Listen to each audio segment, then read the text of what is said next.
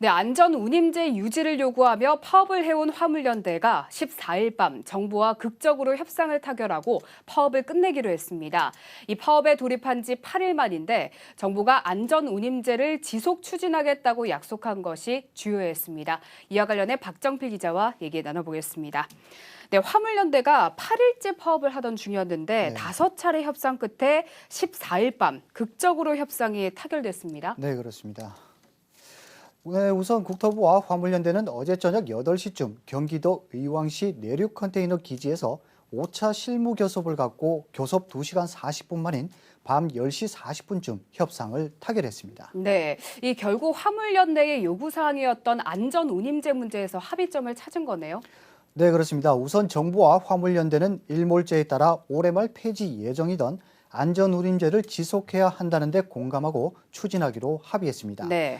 이에 따라 화물연대 측은 지난 7일부터 이어온 파업을 철회하고 즉각 현업에 복귀하기로 했습니다. 네. 그럼 협상 과정 중에 이 화물연대 측에서 요구하던 전 차종, 전 품목 확대도 포함이 됐습니까?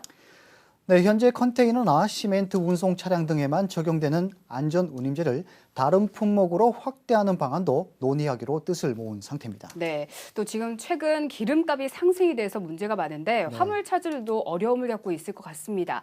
이 유가 보조금 문제는 어떻게 하기로 했나요? 네, 국토부는 최근 유가 상승으로 화물 차주들이 어려움을 겪는다는 데 공감하고 유류비 부담 완화를 위해 조속히 유가 보조금 제도 확대를 검토한다는 데도 합의를 했습니다. 네, 그렇다면 여기서 나온 합의 사항들이 한시적 연장입니까? 아니면 영구적 연장입니까? 네, 화물연대는 안전운임제를 앞으로 영구적으로 시행할 수 있도록 하고 또 적용 대상도 전 차종 전 품목으로 확대해야 한다는 주장을 계속하고 있습니다. 네. 하지만 국토부는 안전운임제를 한시적으로 연장하는 것인지 아니면 영구적으로 운영할지 등은 구체적으로 합의를 하지 않았고 향후 국회법 개정 과정에서 논의될 거라는 입장만 밝혔습니다. 네, 이 당장 내년부터 시행이 돼야 하는데 현재 국회에서 법사위 자리를 놓고 여야가 충돌하면서 후반기 원구성도 제대로 되지 않고 있는 상황인데 법안 개정이 가능할까요? 네, 오는 10월 31일까지 관련 심의 의결이 이루어져야 내년 적용이 가능합니다. 화물연대는 현재 원구성이 지연되고 있으니 안전운임제 문제 해결을 위해 원포인트 원구성을 요청하며 빠른 시일 내 해결해 줄 것을 촉구하고 있습니다. 네, 이제 공은 국회로 넘어가게 된 상황이네요.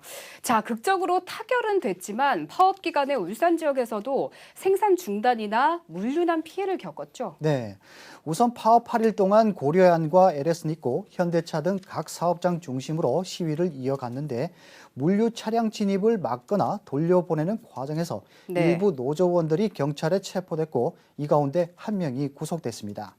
또 산업계에서는 현대차 일부 생산 라인이 파업 2시간 만에 라인이 멈췄고 석유화학단지는 일부 생산 라인이 멈추는 등 물류 피해가 주력 산업으로 확대되기도 했습니다. 게다가 울산 신안 컨테이너 터미널에는 컨테이너 화물 만여 개가 며칠째 오도 가도 못하고 쌓여 있었는데 협상이 타결된 만큼 2, 3일 내 정상화될 전망입니다. 네, 이 화물차 노동자의 기본 인권을 보장받기 위해 8일간의 파업 끝에 정부와 화물연대가 극적으로 협상을 타결했습니다. 앞으로 남은 국회 법안 개정까지 원활하게 이루어지길 바랍니다. 박정필 기자와 얘기 나눠봤습니다. 박 기자 수고하셨습니다. 네.